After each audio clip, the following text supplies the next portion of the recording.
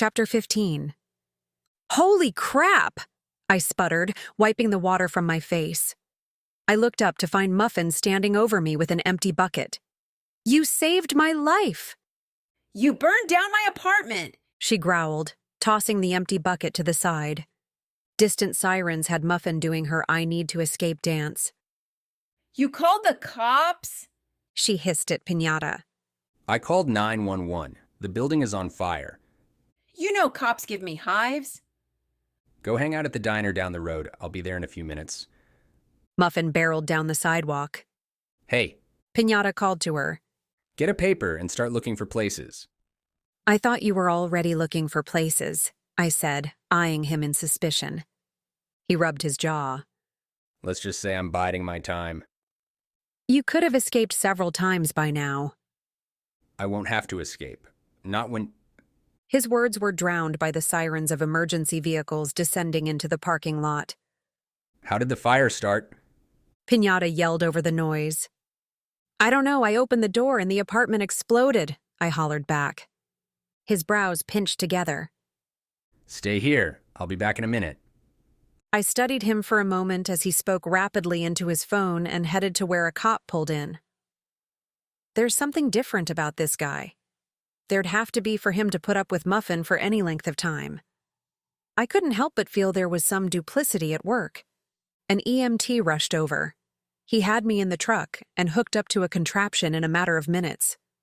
I watched the fire from the back of the truck. The entire top floor was engulfed in flames. 2 fire hoses battled the inferno.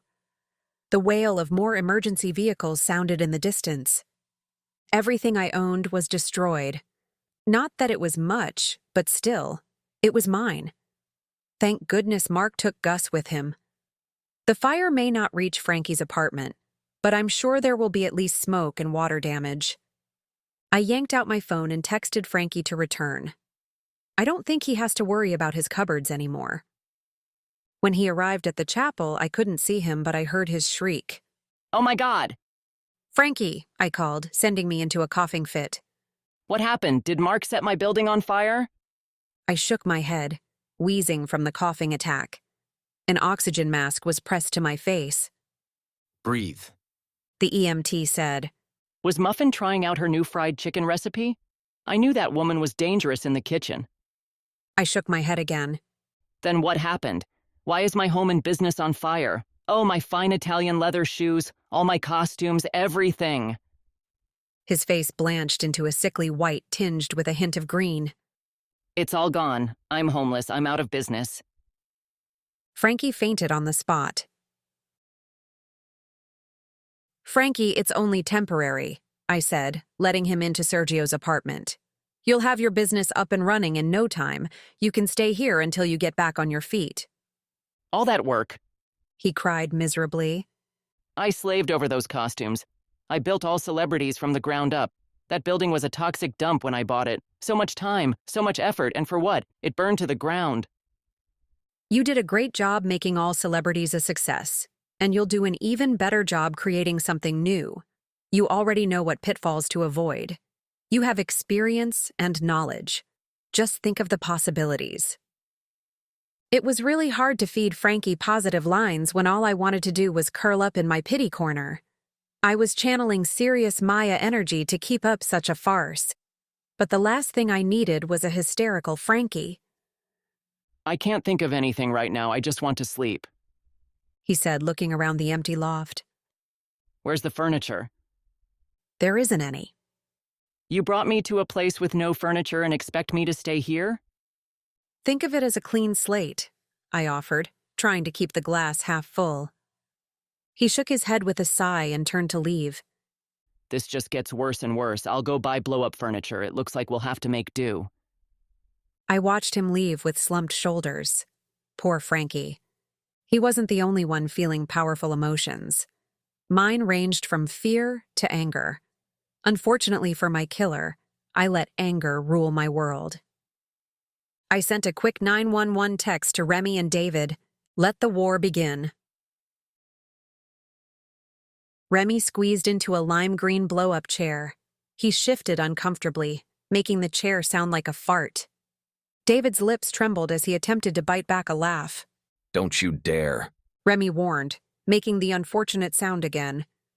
David's shoulders shook in silent laughter.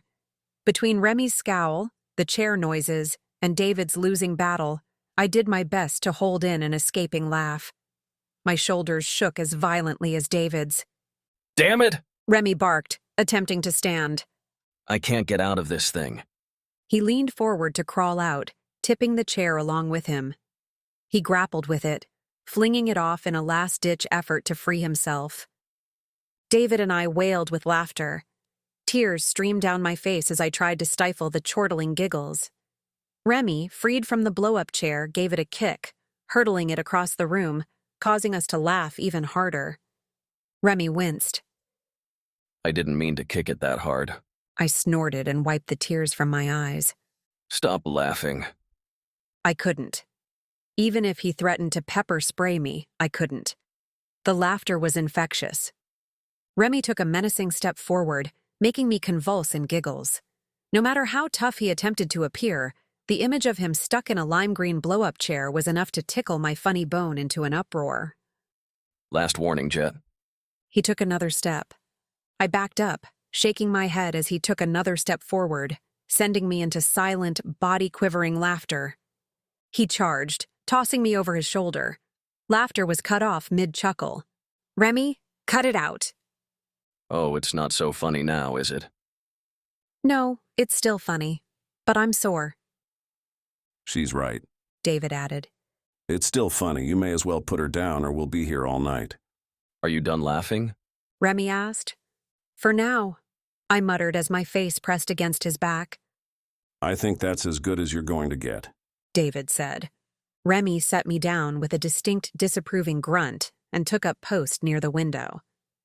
Was that necessary? David asked Remy. It got rid of her hiccups when she was falling down drunk.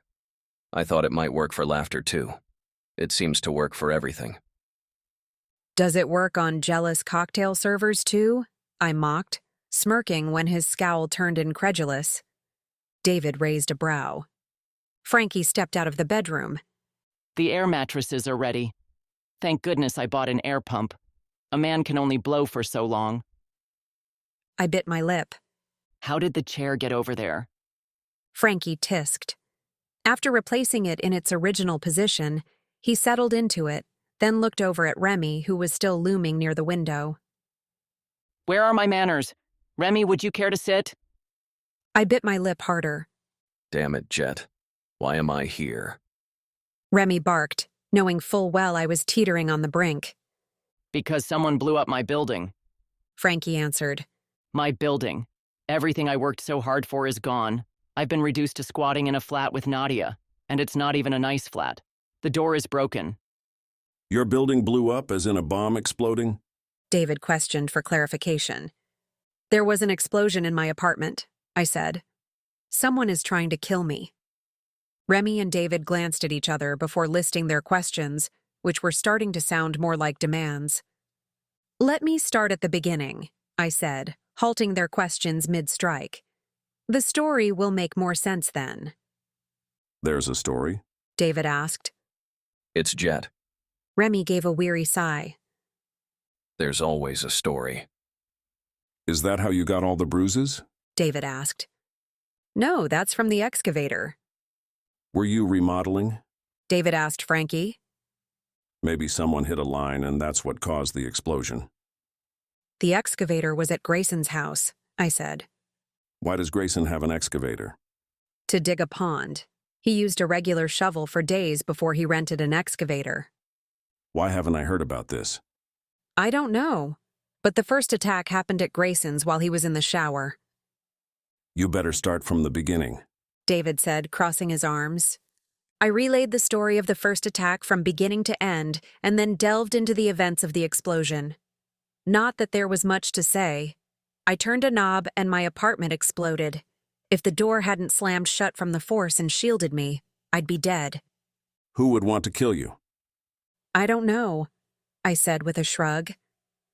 That's why I called you and Remy. I need help. I don't know who this person is or why they want to kill me. Did the police make a report of both attacks?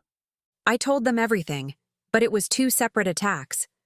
I don't know if they'll find a connection between the two. Either way, I want answers now. Have you received any threats? Remy asked. No. None. Run through the last week or 2 with me. Let's see if we can't find something that could trigger a reason for these attacks. I thought back to the last 2 weeks. That's a lot of ground to cover. Why don't we start a list of everyone you've seen? That may help. It's just the usual people I always see. Frankie, Remy, Grayson, Caleb, Maya, Mark, Roy, Muffin, and Pinata. Who is Pinata? Muffin's new husband.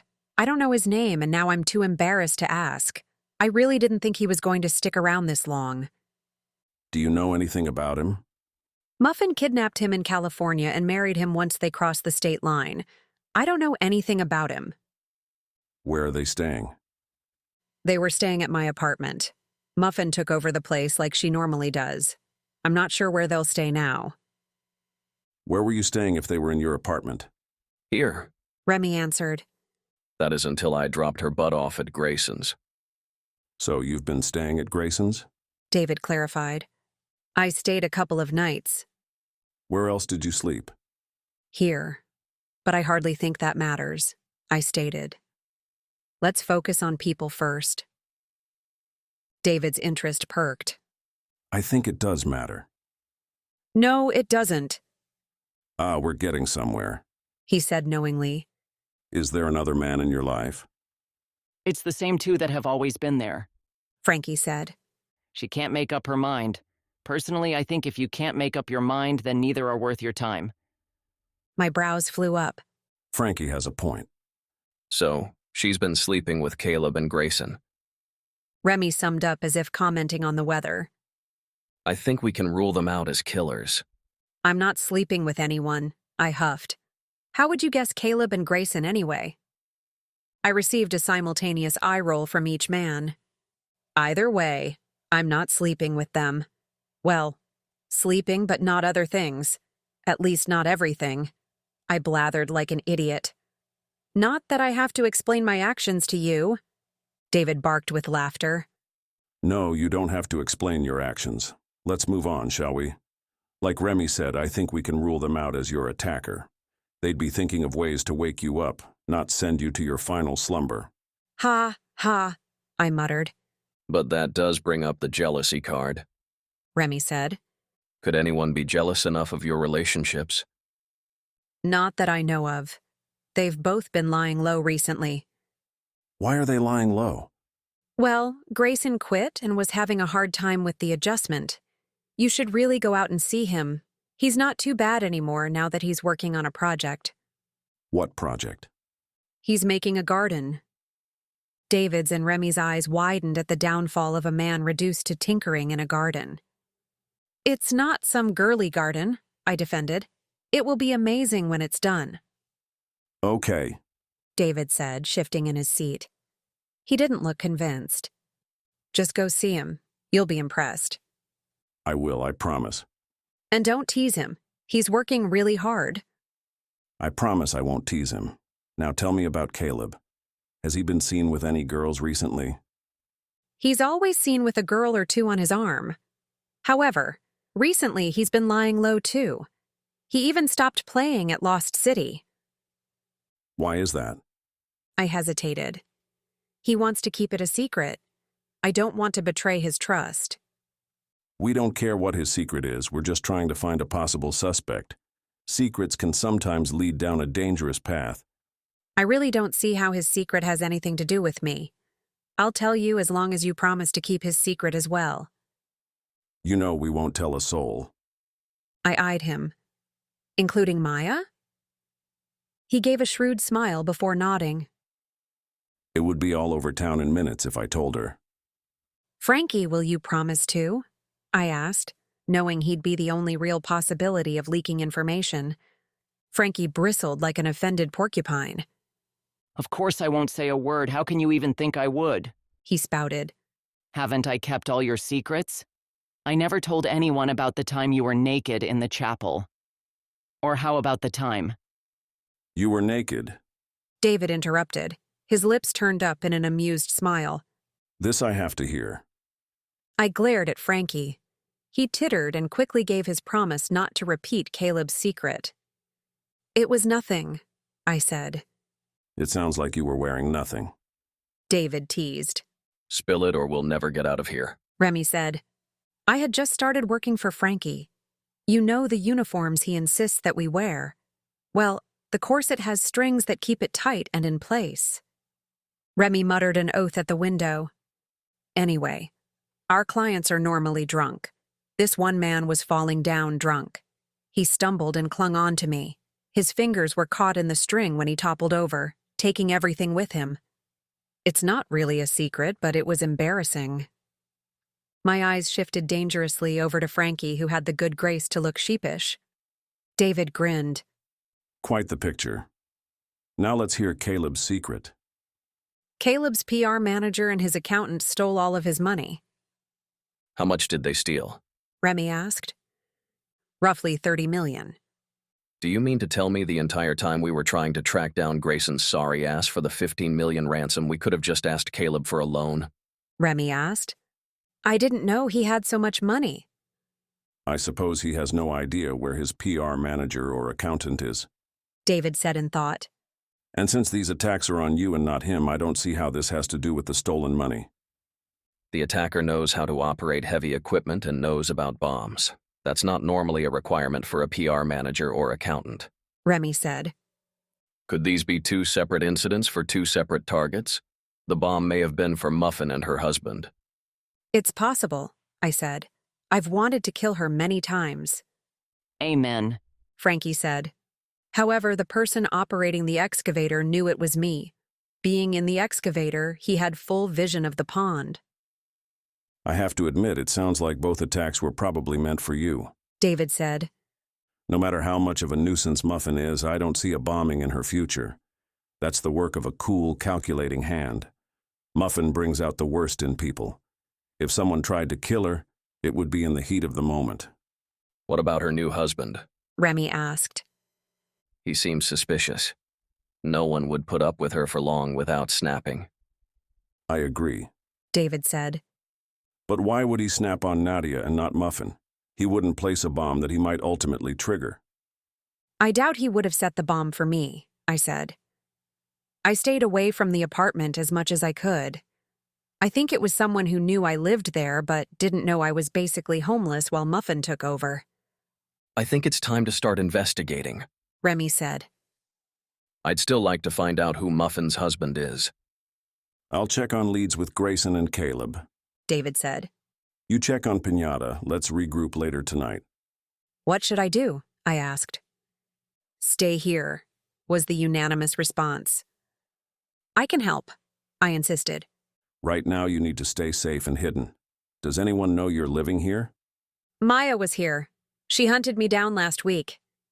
David shook his head. Leave it to my wife to hunt down a friend. I'll have someone come and replace your door. Remy said as he headed out. His name is Rat. Rat? Frankie asked with a shudder. Some nicknames grow on a person, but that name? He shuddered again. Let's just say Rat's name suits him. Remy said. Trust him as far as fixing the door, but nothing else. David stood to leave. Don't let anyone know you're here. Remy and I will have this sorted out in a few days. Until then, stay here. I nodded. They wouldn't accept any other answer, and that was okay with me. A few days hiding couldn't hurt.